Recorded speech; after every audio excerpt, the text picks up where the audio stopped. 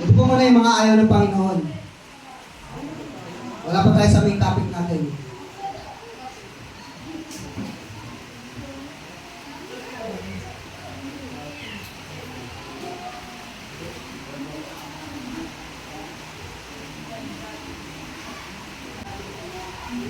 Nandiyan na po, pwede pong makibasa.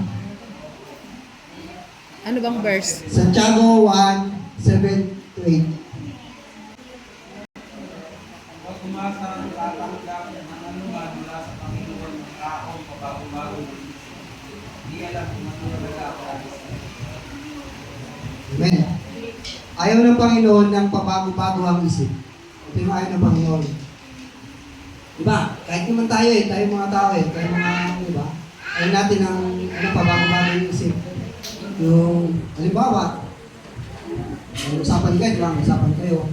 Alis na itong araw, oras, tapos, pagdating ng kinabukasan, yung dating na yung usapan nyo, di pala ako makakasama. Ganun. Diba nakakainis yun? Na, inaasahan mo na Inaasahan mo na nandun siya. Diba? Kaya, huwag po tayong pabago-bago ang isip. Naalala ko po yung nabasa ko dati sa Facebook. Maaaring alam to ng iba Kwento to may isang lalaki, pumasok sa simbahan. Duguan. Sabi nung, guest speaker doon sa simbahan, ba't nandito ka? Bakit? Duguan ka. Sabi ng lalaki, nakipagtalo po kasi ako kanina. Sabi ko po kasi walang Diyos. Sabi niya, meron Diyos. Kaya napatay ko po siya. Tanong siya doon sa guest speaker, kayo po ba, naniniwala kayo na may Diyos? Sabi ng guest speaker, Dati. Pero ngayon, biro-biro na lang. Diba? Huwag po tayong maging ganun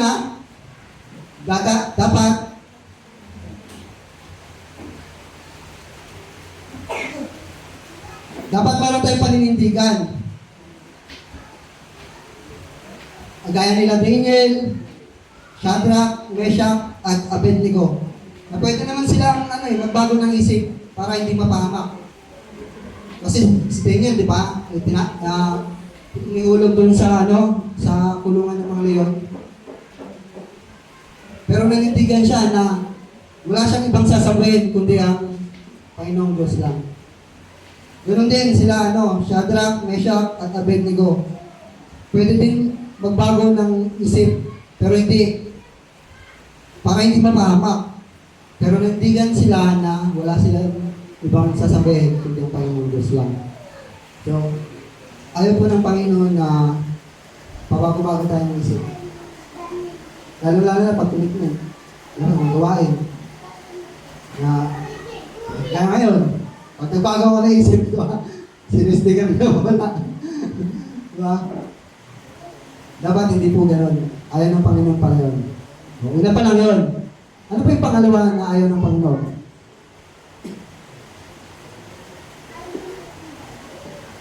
Bukas po ulit, Santiago po ulit tayo. Santiago 3:16.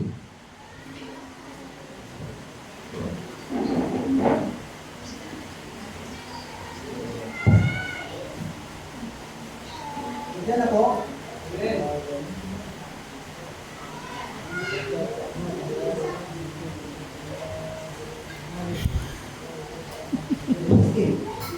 Nakatuyo pala ng lalamunan dito.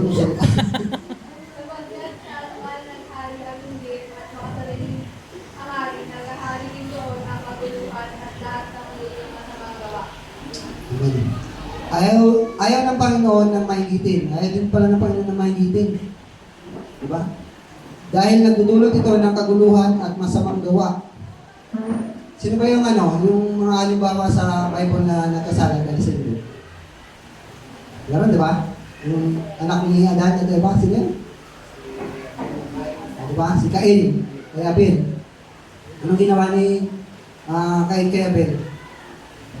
Pinatay niya, di ba? Dahil naingit siya, nagselo siya, na yung handog ni Abel, tinanggap ng Diyos. Pero yung kanya, hindi. Kaya napatay niya yung sarili niyang kapatid. Sino pa? Meron pa sa Bible eh. Yung mga anak ni Jacob, sino yun? Sila Jose. Mga kapatid ni Jose, di ba? Ang ginawa ng mga kapatid ni Jose? Hingit din, di ba? Hingit sila dahil mas mahal ni Jacob yung si Jose kaysa sa kanila. Di ba? Kaya binalak din nila patayin. Pero sa uli, ang ginawa nila, pinagbili na lang para gawing alipin. Sino pa? Marami sa Biblia eh. Si Saul, di ba? Kay David, ano naman kinaingitan niya? Di ba? Mas mataas yung papuri ng tao kay David kaysa kay Saul. Kaya naingit din siya. Ang ginawa niya ni Saul, pinagbalakan din, di ba? Makailang beses pinagbalakan, napatay si David. So, ayaw ng Panginoon na ganun tayo, mahingitin. Ako naranasan ko rin yan, hingit. Lalo-lalo na ngayon, di ba? Ulan. Di ba yan? Sila may kotse. Di ba? Lalo-lalo kami, tatlo na kami. Lalo-lalo pag lumabas kami sa sa bayan, sinabot kami ng ulan. Talaga Naingit ka talaga sa mga nakakotse. Gaganda na kotse. Pero salamat sa banal na espiritu na nag-convict sa akin. Huwag ka maingit. Bakit? Ano ka ba dati? Diba? Ano ba tayo dati? Uhugin lang tayo eh. Uhugin talaga ginamit. Wala naman talaga tayo dati eh. Nag-aaral nga tayo dati eh. Naglalakad lang eh. Mga estudyante ngayon, di ba? Kaya yun, ayaw po ng Panginoon na may dito tayo. Ano pa? Unang Pedro 5:5.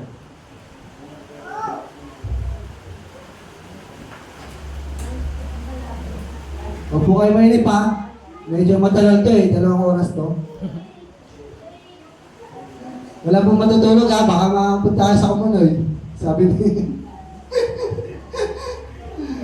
Kaya matutulog. Ako na lang po magbabasa para mabilis tayo ha. Unang Pedro 5:5. At kayo naman mga kabataan, pasakop kayo sa mga pinuno ng iglesia. Magpakumbaba kayong lahat sapagkat nausulat, sinasaway ng Diyos ang mapagmataas, ngunit kinaluluguran niya ang may mababang kalooban.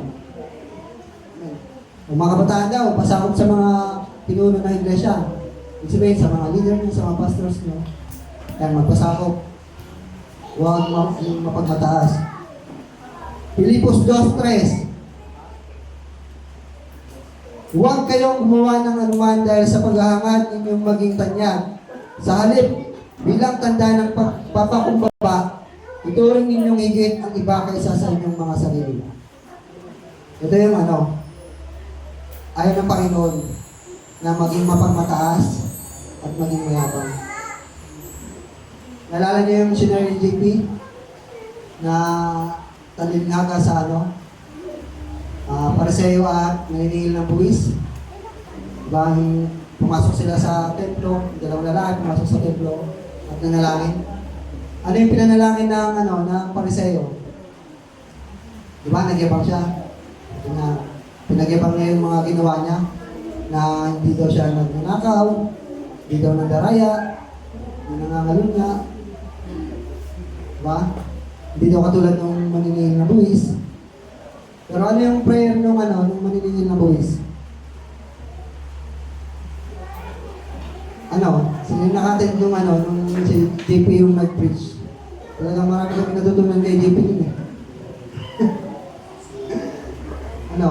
Sabi nung maniningil na buwis, O Diyos, kahabagan niyo ako na isang makasalanan. Diba? Tapos ito pa yung uling verse doon.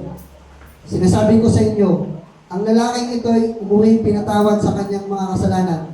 Ngunit ang una ay hindi, sapagkat ang sinumang nagmamataas ay ibaba, at ang nagpapakumbaba ay itataas. Amen po? Amen. O, magkaiba po yung ano po yung pagkakaiba ng mayabang at mapagmataas? Ito po. Mayabang, pagyayabang ng sariling galing o bagay na meron. Mapagmataas, pakiramdam na mas mataas o mas mahalaga kaysa sa iba. Kaya minamaliit ang kapwa. Ugali naman ng ito yung mga ugali. Tingnan natin sa sarili natin kung ganito tayo Ugali ng mapagmataas at mayabang. Laging ipinagmamalaki ang sarili, mahilig magkwento ng kanilang tagumpay para hangaan ng iba. Ayaw magpatalo o magpakumbaba. Kahit mali, pinipilit nilang tama sila. Kahit mali, pinipilit nilang tama sila.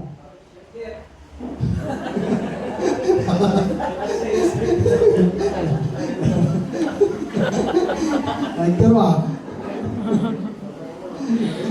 Balik sa'yo yun.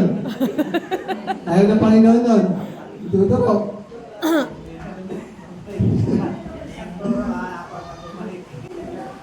Ito pa, minamaliit ang kapwa, hindi marunong magbigay. Magbigay galang at laging nakikita ang kamalian ng iba.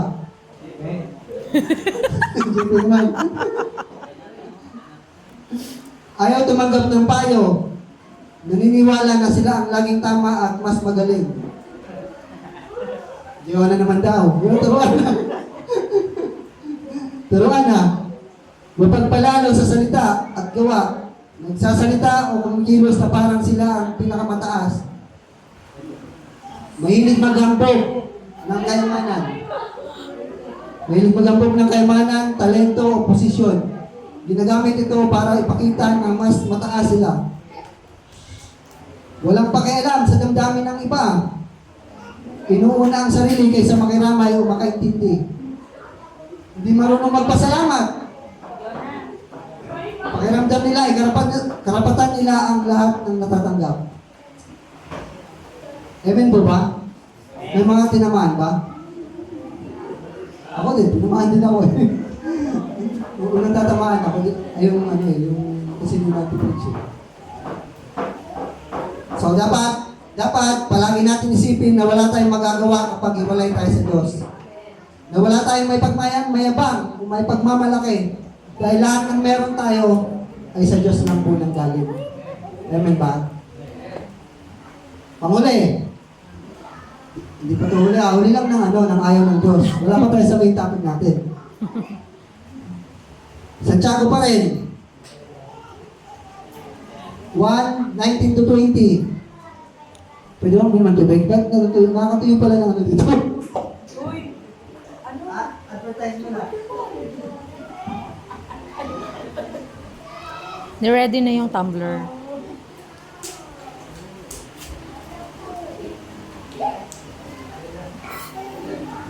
Santiago 1:19 to 20.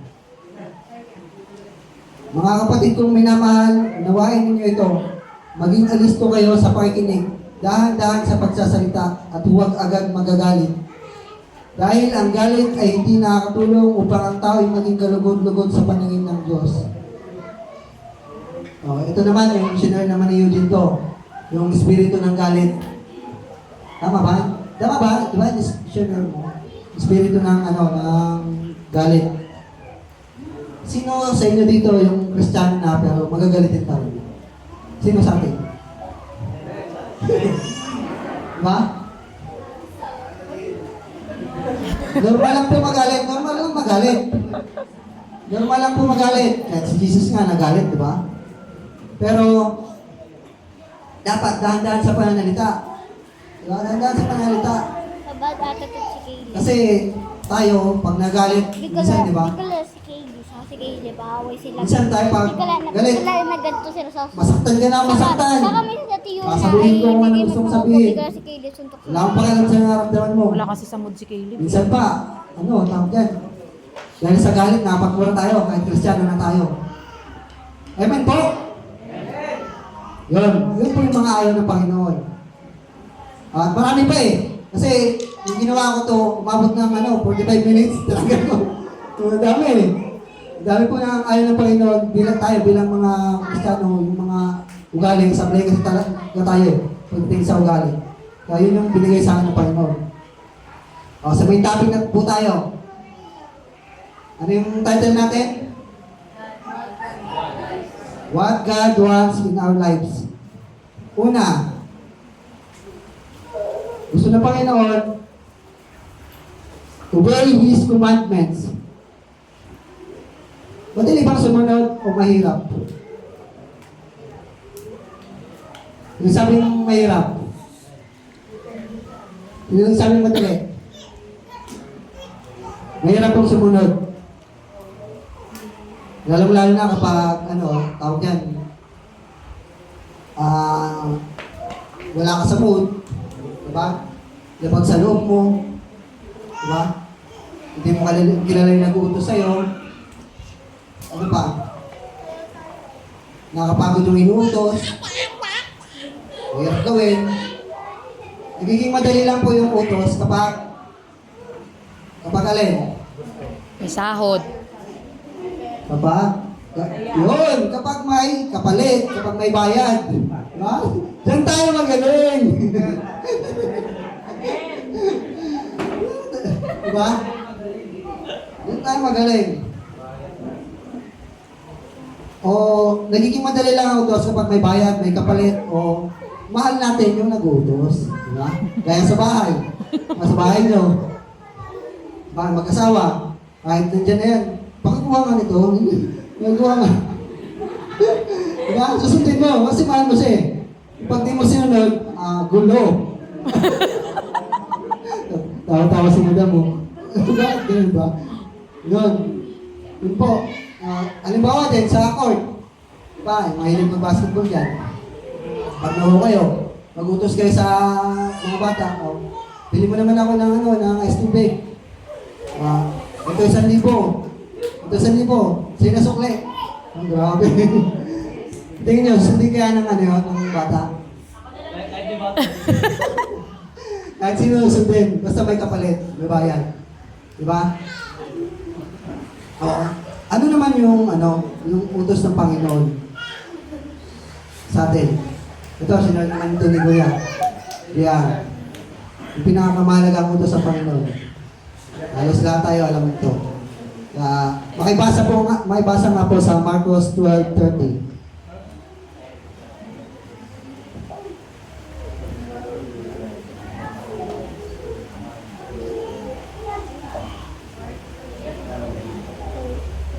Pagkanda na po, makibasa ng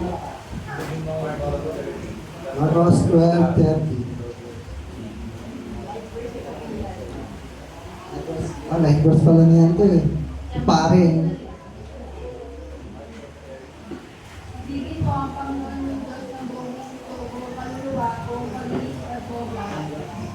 Amen. Sabi din sa 1:14-15, kung iniibig ninyo ako, tutuparin ninyo ang aking mga itinuturo. Mahalin ang Panginoon ng buong puso, buong kaluluwa, buong pag-iisip at buong lakas. Kung mahal natin ang Panginoon, susundin natin ang mga inuutos niya. Kung mahal natin ang Panginoon, Sabado pa lang, excited na tayo, di ba? Para sa worship service ng linggo. Kung mahal natin ang Panginoon, bibigyan natin ng halaga yung mga gawain, di ba? Gaya na, midweek, service natin. Kung mahal natin ang Panginoon, inuuna dapat natin siya. Di ba?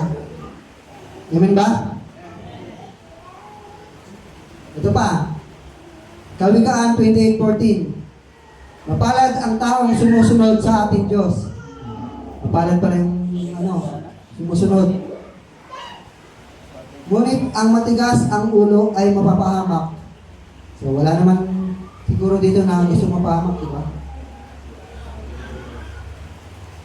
Meron ba? Wala. Wala.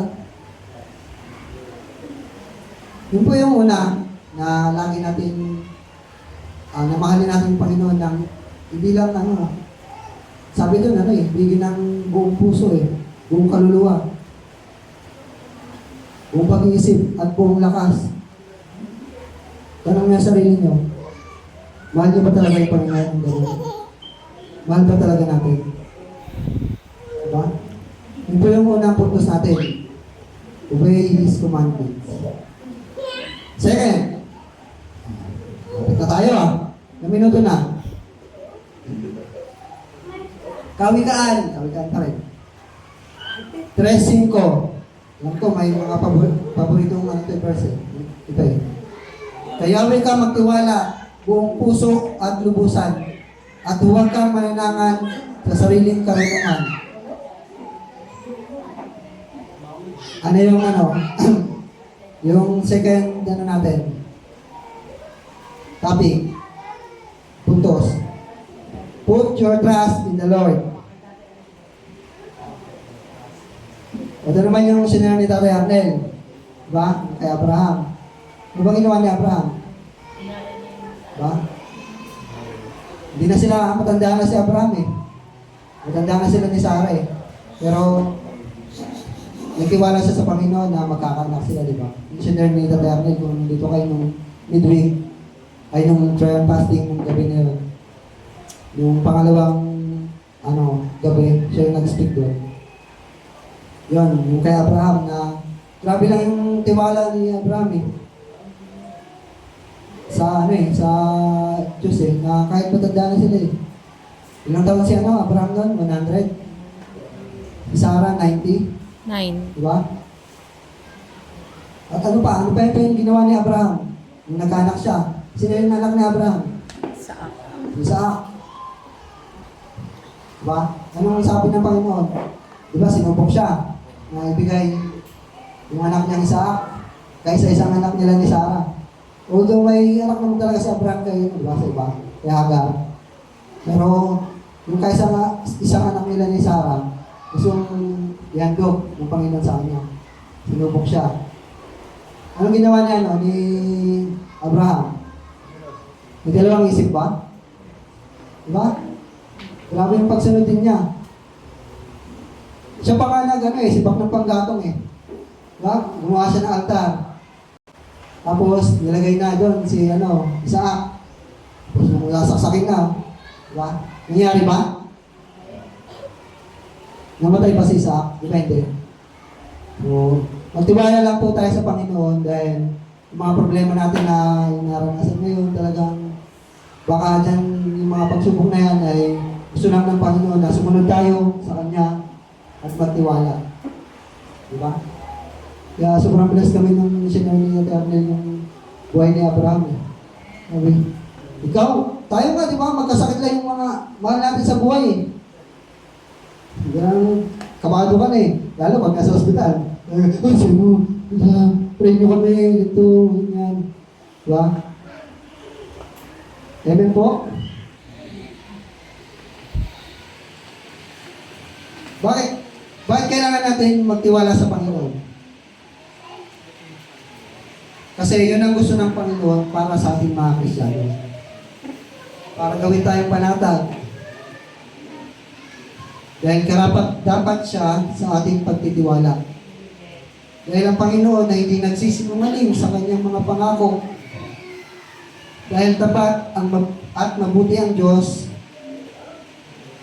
sa ating lahat. Dahil tinubos lang naman tayo ng dugo ng Panginoong Isus. Diba?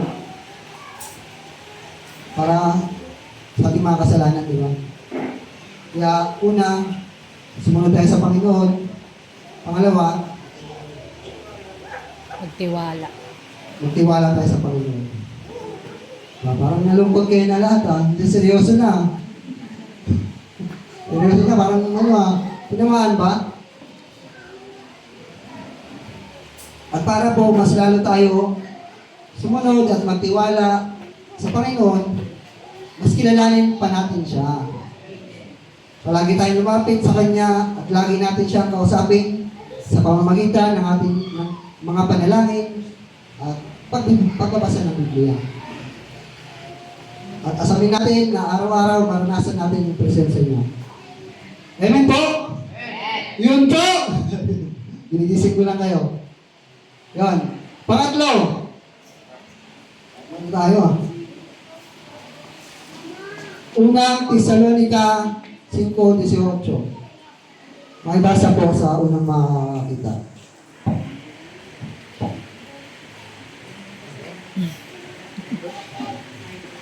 Unang Tesalonica 5:18. Lakas mo to. Lakas mo. Ipagpasalamat ninyo sa pangalan ni Kristo Jesus ang lahat ng nangyayari sa pagkakasalaw ng Diyos. Amen. Pangatlo ay, give thanks in all circumstances. Amen po. Magpasalamat sa Panginoon sa lahat ng pangyayari, maging mabuti man o masama ang mga nangyayari sa buhay natin. Kasi tayo, nakapagpasalamat lang naman talaga tayo kapag ganyan, di ba? Yung mga natatanggap tayo, yung mga magandang nangyari sa buhay natin. Di ba? Pero pagdating sa mga problema na naranasan natin, minsan, nagreklamo pa tayo. Yun yung ano natin eh.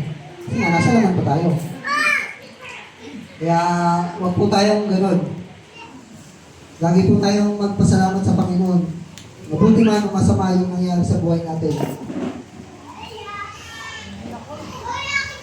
Naalala ko yung sinare ni DP yung sa huwag naman sa mga kitongin na pinagaling ni Jesus pero 10 yun eh. Ilan yung nakabalik? Ilan yung nakapagpasalamat sa Panginoon? Isa lang. Diba? Isa lang. Nakakalungkot yung ganun eh. Na pinagaling ka tapos pinagaling ka na Panginoon eh. Hindi ka nakapagpasalamat. So, lagi po tayo magpasalamat sa Panginoon na yun po yung ano natin. Give thanks in all circumstances. Pangapat na. Tapos na rin sa wakas. Bigla nawala yung kaba ko. Pag nag-ano ka na pala, nawala na yung talagang ipabuti ng Diyos sa, sa mensahe mo eh. Unang Tesalonica 5, ito medyo mahaba po to. 5:1-11. Pwede po bang makibasa? Kasi natutuloy na yung alam mo nito. Ito yun. Si Kaylee, pagis-agis ng mga apo. Unang Tesalonica 5:1-11. Sumbong ko, pero ay, saka sabi ni Nansrin, 2 demon na whisper sa kanya eh. Kaya't alam na ninyong ang pagdating ng araw ng Panginoon ay tulad ng pagdating ng magnanakaw. Kapag sinabi ng mga tao, ipasay at panatag ang lahat, biglang darating ang kapamakan. Hindi sila makakaliwa sapagkat ang pagdating nila ay tulad ng pagtungkong ng pagdaranda ng batang babaeng mga nanay. Ngunit hindi kayo nabubuhay sa kadiliman, mga kapatid. Kaya hindi kayo magbibigla sa araw na iyon na darating na parang magnanakaw. Kayong lahat ay kabilang sa panig ng kaliwanagan, sa panig ng araw, hindi sa panig ng kadiliman ng gabi. Kaya nga, kailangan tayo manatiling clean, laging handa at malinaw ang isip, tulad ng iba. 7. Kung gabi, karaniwang natutulog ang tao at kung gabi rin, karaniwang nag-aasin. Hindi tayo dapat maglasing. Yamang tayo sa panig ng araw. Gawin nating baluti ang pananampalataya at pag-ibig at helmet ng pag-asa sa pagliligtas na gagawin sa ating Diyos. 9.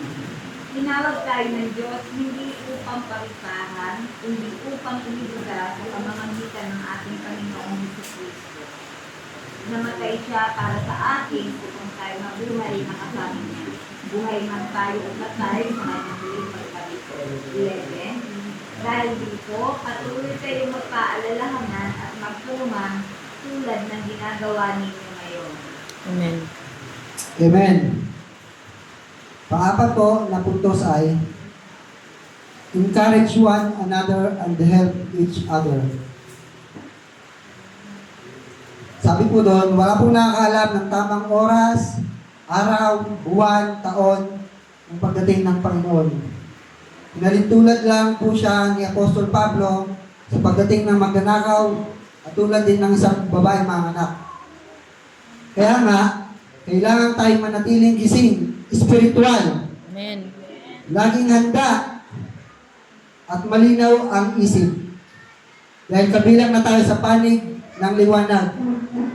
Hindi na tayo kabilang sa panig ng dilim. Amen. Diba? Panig ng araw.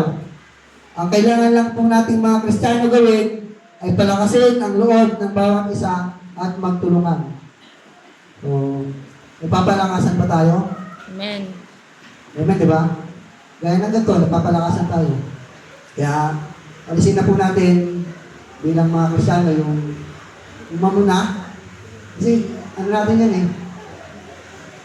Ugali din ng mga Kristiyano yun eh. Pupunayin mo sila ito. Diba? Imbis na tulungan, palakasin yung loob. Eh, kasi ganyan ka eh. Diba? Wala kang mararating. Lalo pagka sa mga sa mga gawain, hindi naman batid siya, hindi nga siya batid, di ba? Takawatin. Diba? Palakasin po natin yung yung loob ng bawat isa. Hindi po tayo magbangayan, magsiraan, hindi, magpalakasan po. Magmahalan, magunawaan. Amen. Yun po yung sinabi sa Biblia, malinaw po eh. Diba? Sa dulo yung sinabi. At magtulungan. Siyempre, kapag may nangailangan ng tulong mo, lalo na kapwa mo manampalataya, tulungan mo. Hindi yung nakita mo na, ganito siya. Ganito na nga eh. Diba? Hindi pa tinulungan. Kaya mo siya. Kailangan niya nga ng tulong eh. Diba? Kailangan doon tayong tumulong din. So, yun po. Yun po ang mensahe ng Panginoon ngayong araw para sa atin. At nawa ay meron po tayong i-apply po natin sa buhay, yung mensahe na to. Hindi lang po sa akin, hindi sa bawat isa. Salamat po sa Panginoon. At yun, pray po ulit tayo. Let's pray. Panginoon, muli po kami, Panginoon, nagpapasalamat, Lord, sa araw na to, Lord. Salamat po muli, Lord, sa patuloy, Lord, na mga turo mo, Panginoon, mga aral, Lord, na sa pamamagitan ng mensahe mo, Lord, na Lord, na i-apply po namin ngayon, Lord, sa aming mga buhay, Panginoon. Lord, salamat po sa patuloy, Lord, na presensya niyo, Lord, na kumakausap sa amin, Panginoon.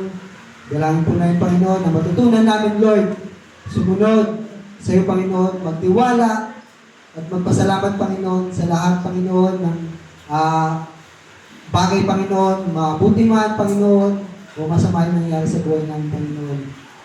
At dalangin ko rin, Lord, na magpalakasan po kami, Panginoon. Yes, Hindi po, Lord. Panginoon, magsiraan, hindi po, Panginoon, magbangayan, kundi, Lord, magmahalan, Panginoon. Yes, At Lord. magtulungan, Panginoon. Lord, salamat po sa mensahe mo, nanayag ngayong ang umaga, Panginoon. Patuloy, Lord, na susunod kami sa iyo, Lord, ngayong araw, Panginoon.